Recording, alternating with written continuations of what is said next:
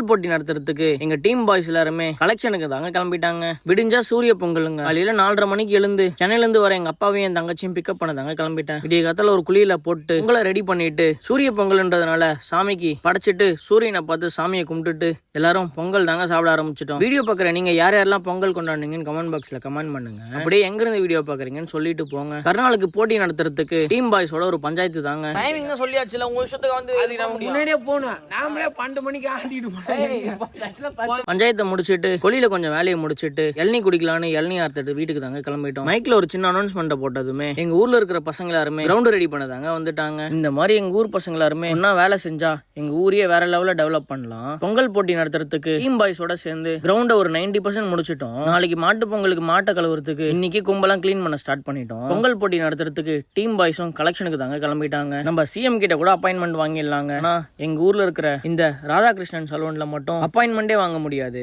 அவ்வளவு கூட்டம் இருக்குங்க. ஆனா அண்ணன் வேலை வேற லெவல்ல செய்வாரு. முடி வெட்டிட்டு ஒரு குழியில போட்டு குளிர்காய அட்டிக்கு தாங்க வந்துட்டோம். நாளைக்கு வேற பர்ச்சேசிங் தாங்க.